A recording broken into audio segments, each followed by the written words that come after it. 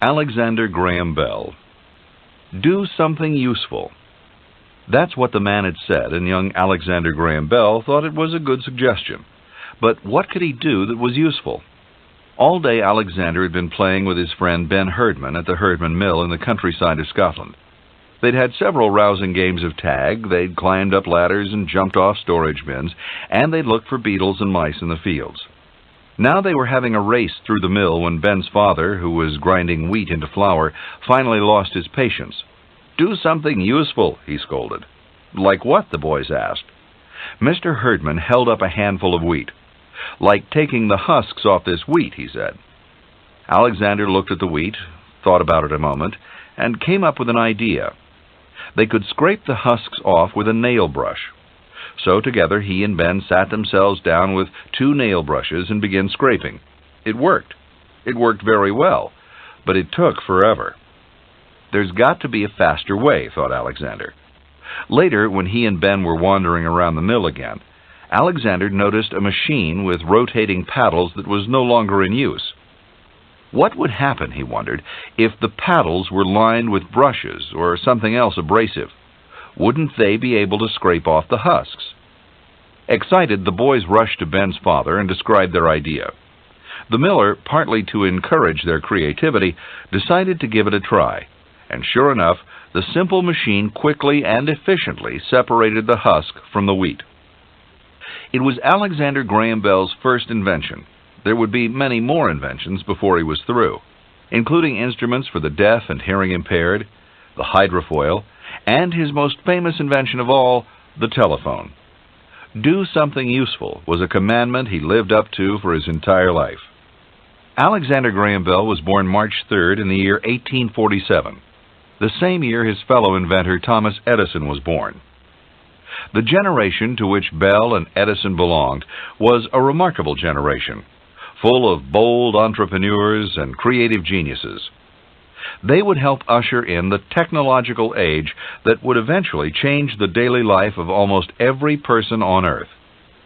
In the first 50 years after Bell was born, inventors and scientists discovered, among many other things, the sewing machine, the hypodermic syringe, electric light, the battery, the gas burner, pasteurization, the oil pipeline, dynamite, torpedoes, the bicycle, the typewriter, insulin, the phonograph, the microphone, celluloid film, radio waves, the pneumatic tire, antitoxins, the internal combustion engine, the automobile, X-rays, and the motion picture camera. Almost every year between 1850 and 1900, there was some dramatic discovery that further shifted us from the agricultural society we once knew to the industrial society we know today.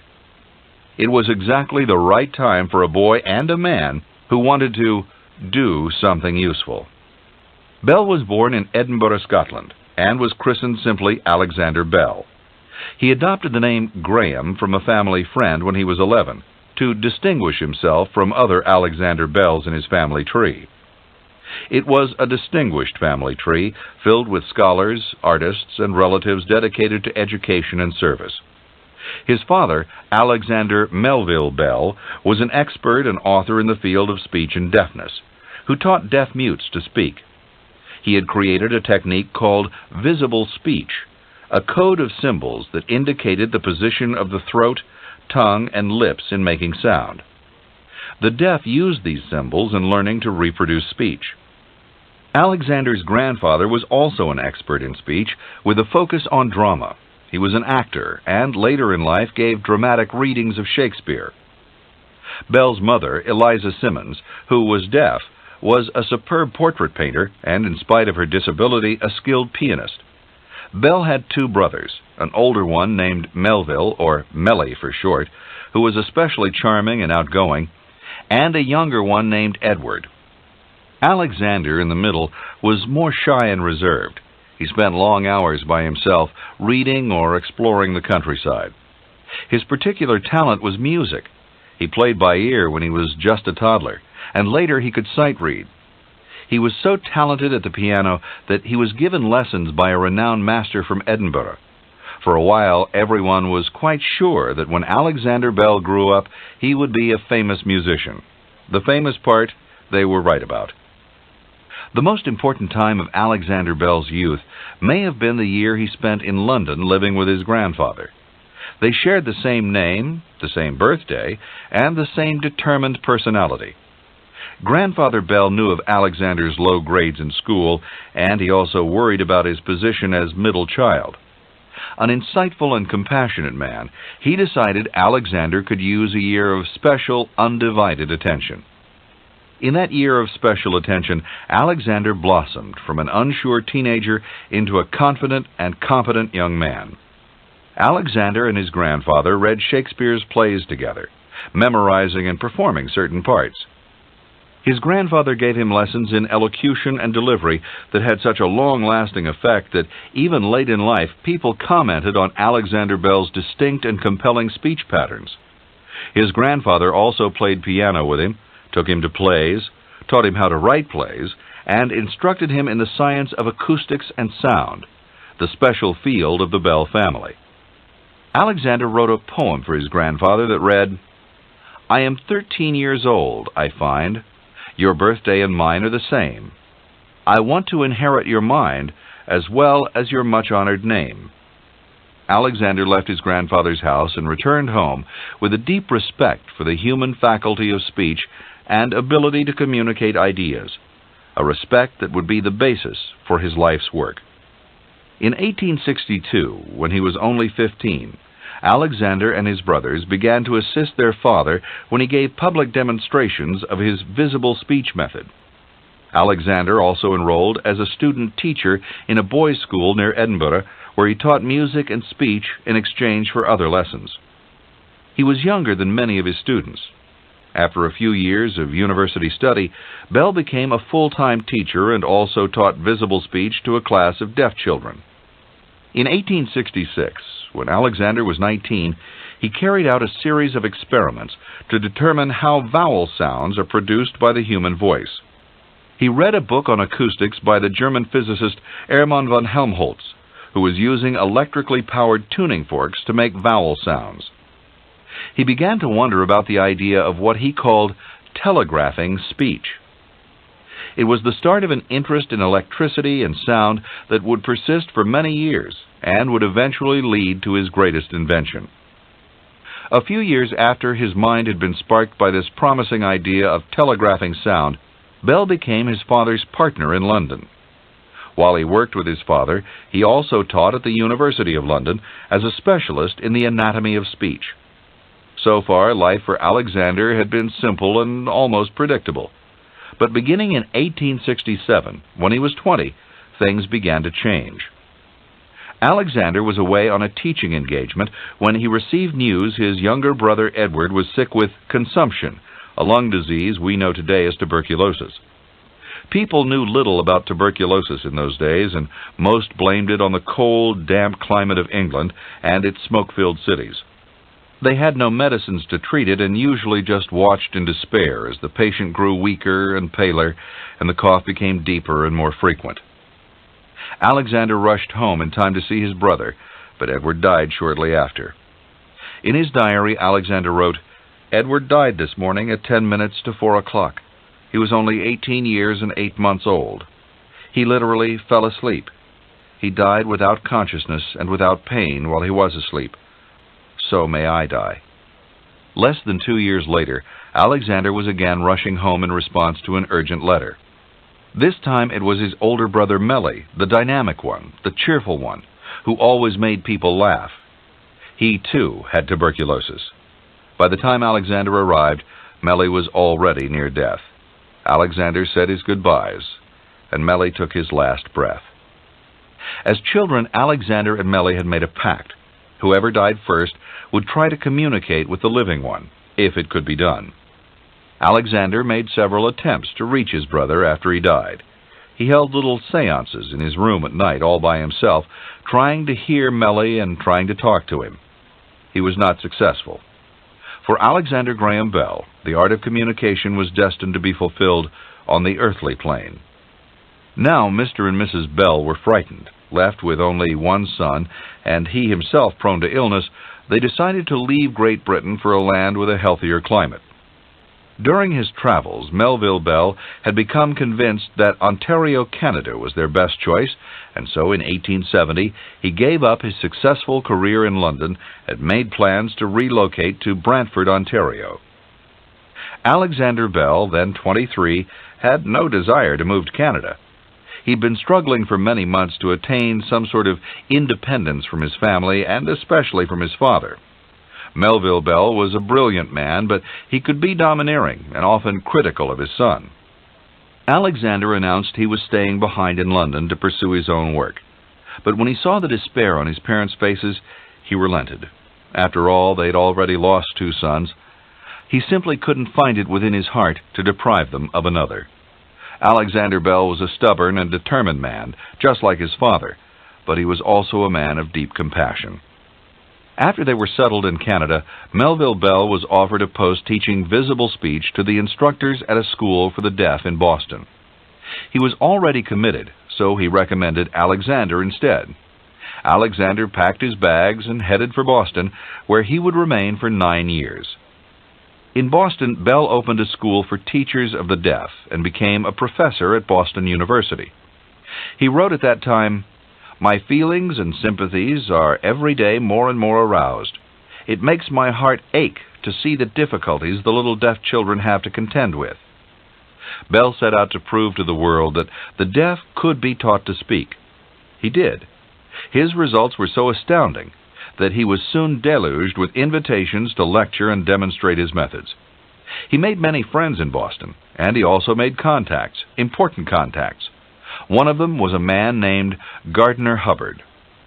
Bell met Hubbard through his work with Hubbard's daughter, Mabel, a young woman who became deaf at age 5 from scarlet fever. Hubbard was a critic of the Western Union Telegraph Company, and he became intrigued by Bell's work on improving the telegraph. He offered Bell financial backing in hopes his experiments would lead to a system that could compete with Western Union. It was exactly what Bell needed, a patron. Bell's experiments in these days had little to do with trying to transmit speech electrically.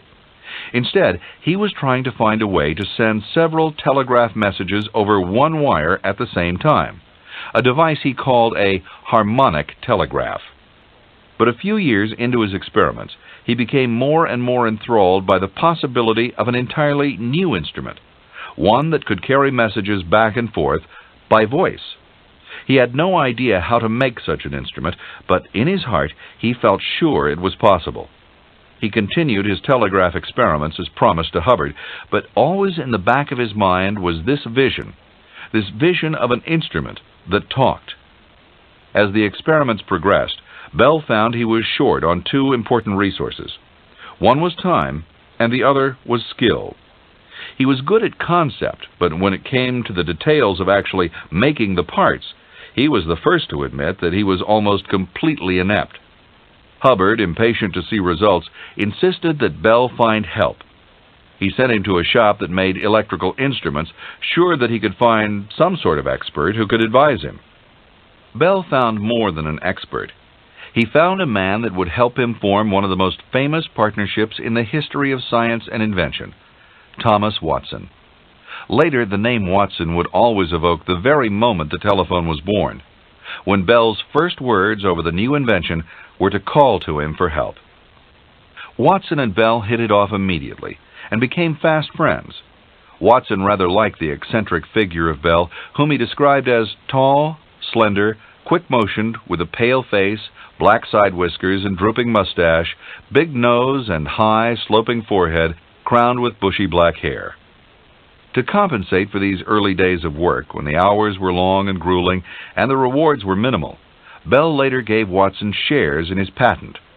But Watson's gratitude to Bell extended way beyond material reward. He commented later, "The best thing Bell did for me, spiritually, was to emphasize my love for the music of the speaking voice." Over the next years, Bell continued to teach the deaf and lecture about visible speech. He worked on his improvements to the telegraph system, and he struggled to find the means to create the telephone. He even borrowed a human ear from the Harvard Medical School so he could observe how sound waves affect its membranes. They were exhausting years, described in more detail a little later in this session. With all these pressures and responsibilities, Bell also found time to fall in love, head over heels in love. The object of his affections was Mabel Hubbard, the deaf girl who was the daughter of his financial backer. Mabel hadn't exactly been swept off her feet when she met Bell. She said later, "He was tall and dark, with jet-black hair and eyes, but dressed badly and carelessly in an old-fashioned suit of black broadcloth, making his hair look shiny, and altogether, to one accustomed to the dainty neatness of Harvard students, he seemed hardly a gentleman." But Mabel had remained Alexander's student, and over the months they had developed a deep affection for each other. She began to admire his gentle and encouraging manner, and he, ever the connoisseur of sound, was especially partial to the sweet, melodious tones of her voice. They began to go on outings together, and Bell began to realize that he had found the woman he wanted to marry. Mabel, however, was only 17, and her parents asked Bell to keep his feelings secret for one more year. He plunged himself into his work in an attempt to take his mind off Mabel, but it was an attempt that failed. Unable to work, unable to sleep, he finally wrote to Mabel in Nantucket, where she was spending the summer, and told her how he felt. When Mabel's mother found out, she began to realize the intensity of Bell's feelings, and finally she relented. She put the decision in the hands of her daughter. The mother was won over, and now Alexander had to convince the father, and the father was already annoyed with him. Hubbard was growing more and more irritated with the time Alexander's teaching took away from his work on the telegraph. He gave Alexander an ultimatum: give up teaching or give up my daughter, and give up my backing on the telegraph. Alexander was enraged. He told Hubbard he was dedicated to the profession of teaching, that the deaf children needed him, and that furthermore it was unjust to go back on an agreement. That's the way matters stood on Thanksgiving Day, 1875, which was also Mabel's 18th birthday. Alexander put his pride aside to call at the Hubbard home and wish her a happy birthday, and it was then that Mabel Hubbard showed her true spirit. Mabel confronted her father. She told him she loved Alexander, and from this moment on she considered herself engaged to him. If Hubbard cut off his support of Alexander, he was cutting off his own daughter. Not long after, Mabel received a letter from Melville Bell, Alexander's father, about her upcoming marriage. It read in part, "Alexander is a good fellow, and I have no doubt will make an excellent husband. He is hot-headed but warm-hearted, sentimental, dreamy, and self-absorbed, but sincere and unselfish. He is ambitious to a fault, and is apt to let enthusiasm run away with his judgment." All in all, Mabel Hubbard felt she was getting a good deal. The engagement became official. The work on the telegraph was completed. It did what it was supposed to do, but there were frequent breakdowns in the system, and it soon became clear it wasn't commercially viable. Bell and Watson now focused their full attention on using the principles of the harmonic telegraph to complete work on the telephone. The magnificent instrument was completed in 1876, and Bell decided to demonstrate his masterpiece at the Centennial Exposition in Philadelphia that summer. He sat there an entire day while thousands of people walked by, completely uninterested. Disheartened but not discouraged, he returned the next day. Again, no one was interested. Finally, at the end of the day, the Emperor of Brazil strolled in, his retinue behind him, and the strangely shaped instrument with the many wires caught his royal eye. The Emperor asked for a demonstration, and was delighted by what he heard. Then he left. Months passed, and Bell couldn't seem to convince anybody that his telephone was more than just a novelty. Bell and Hubbard even offered Western Union full rights to the telephone for only $100,000, so desperate had they become for cash. The president of Western Union rejected the offer, saying he saw no reason to waste money on a passing fad. Finally, Bell came up with his own plan.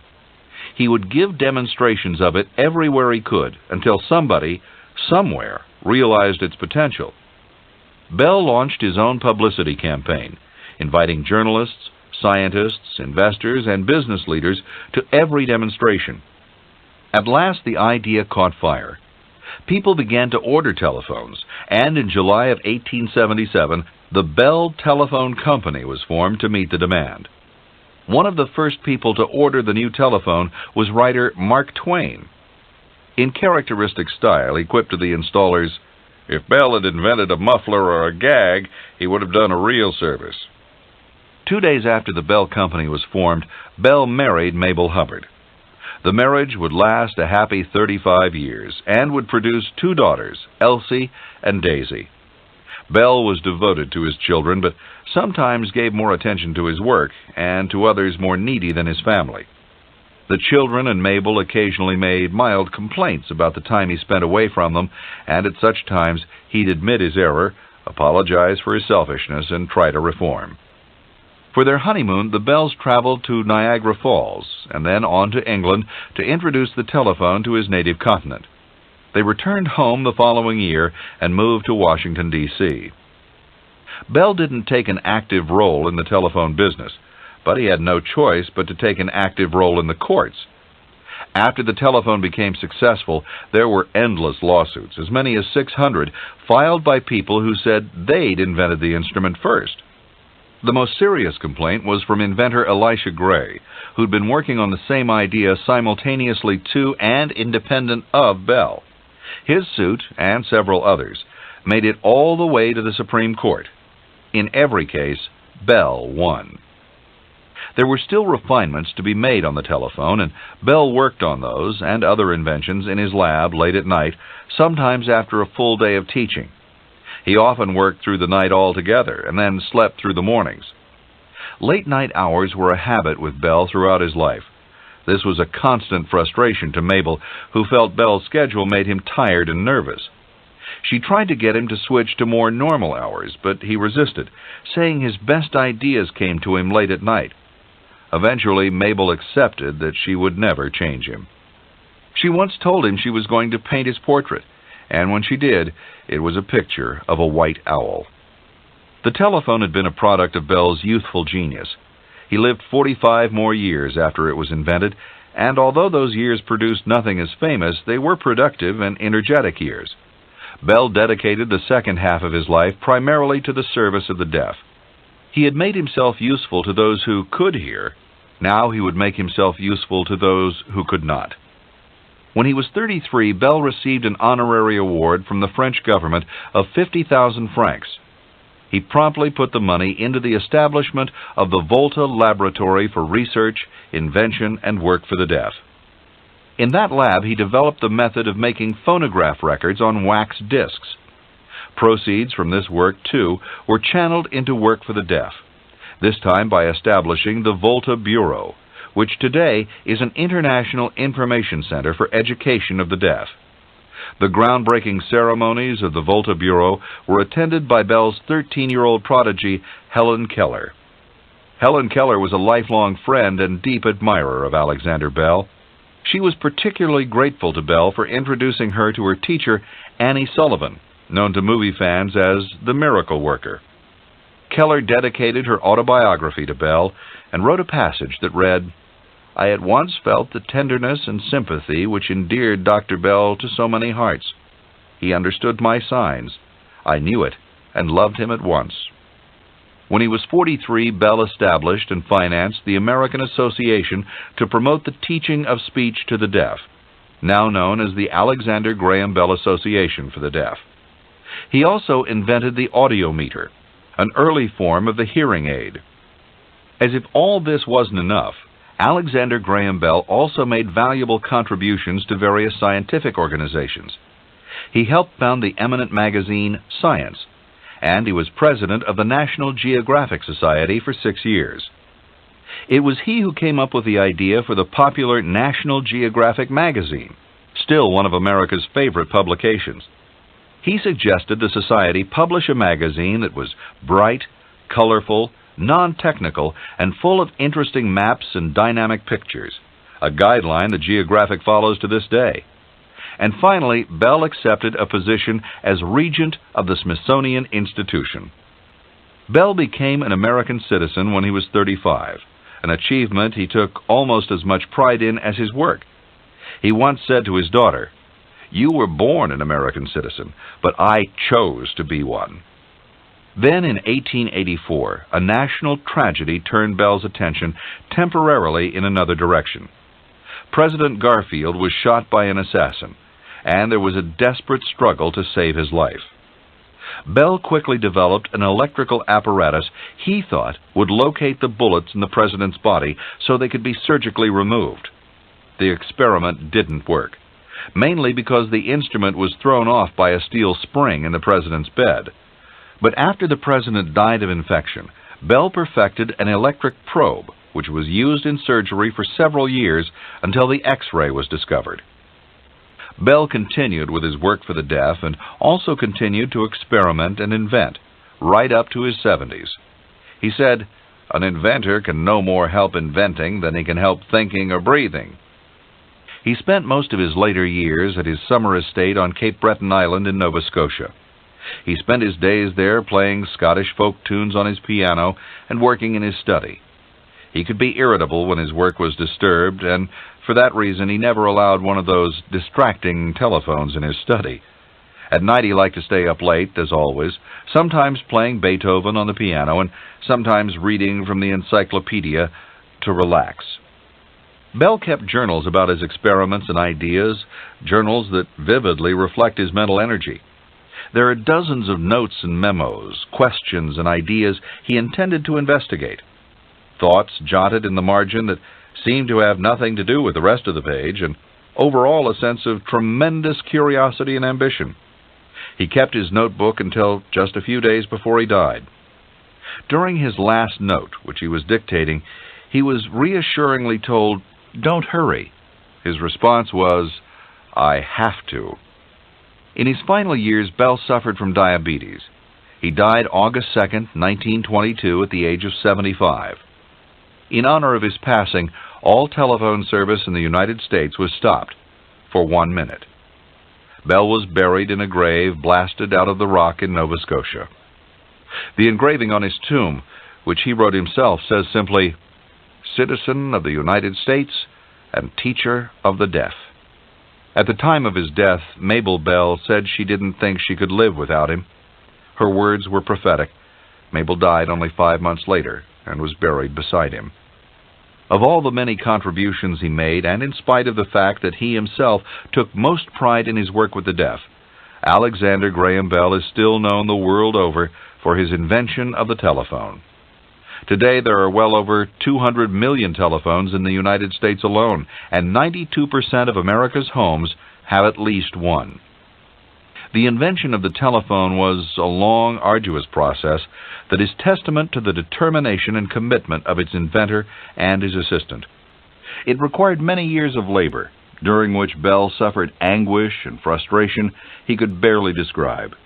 There were nights without sleep, endless obstacles and setbacks, failed experiments, poverty, physical collapse, and opposition and ridicule from critics. Through it all, Bell and Watson persevered. Bell had started out this process by working with the harmonic telegraph he developed for sending several telegraph messages at once. The telegraph used a group of different reeds that could transmit different vibrations. Bell felt it should be possible to pick up all the sounds of the human voice on these reeds.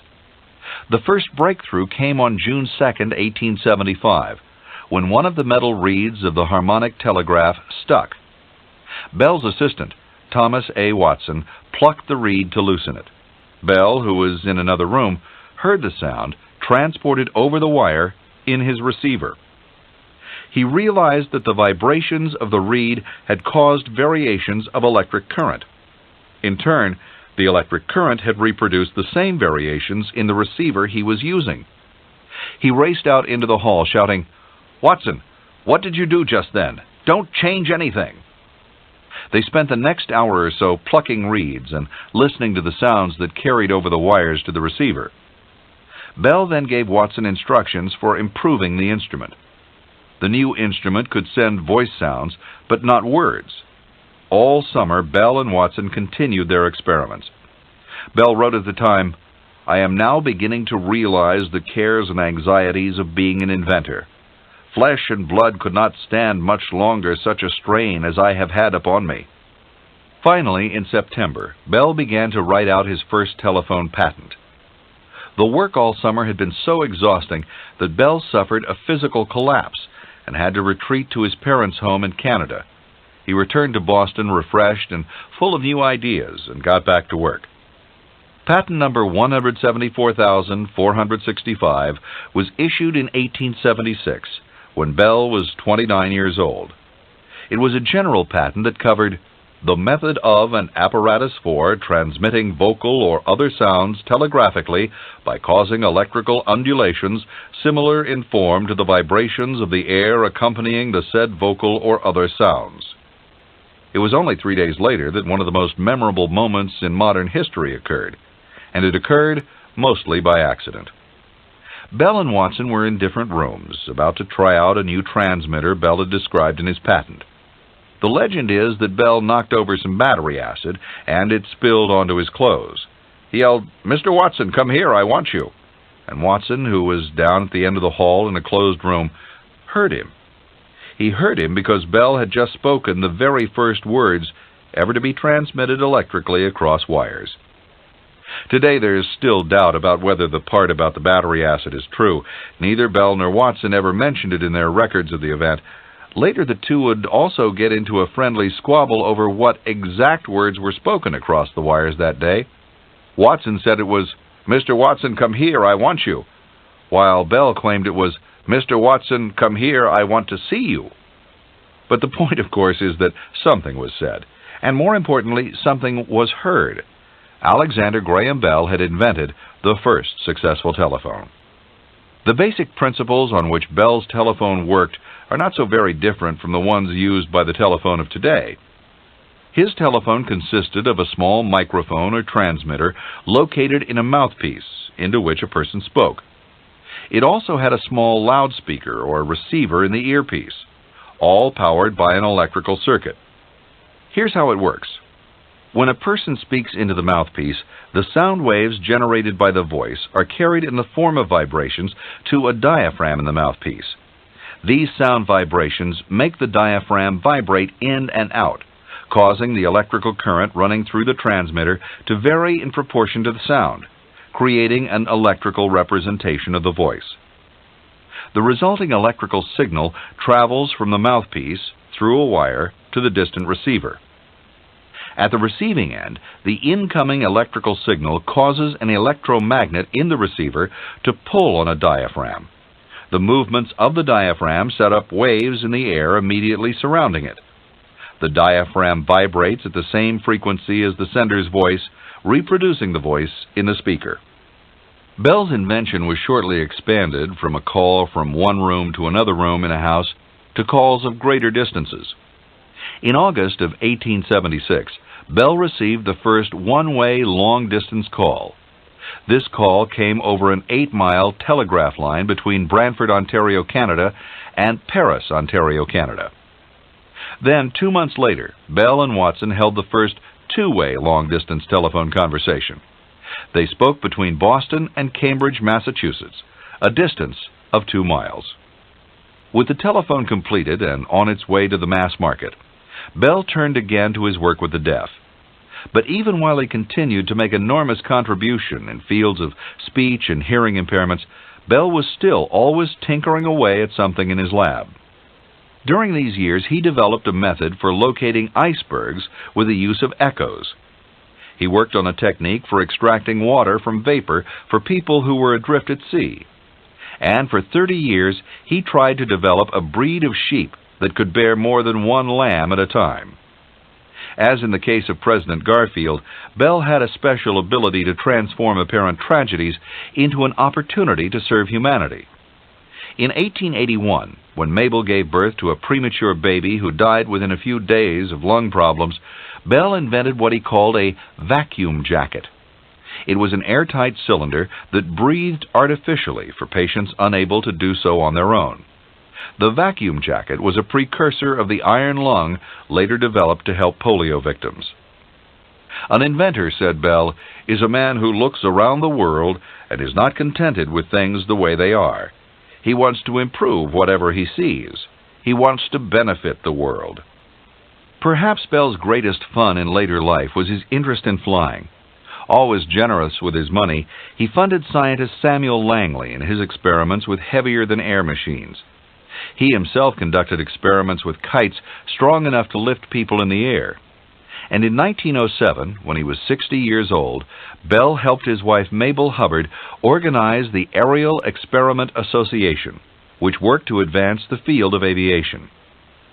It was the first research organization established and endowed by a woman.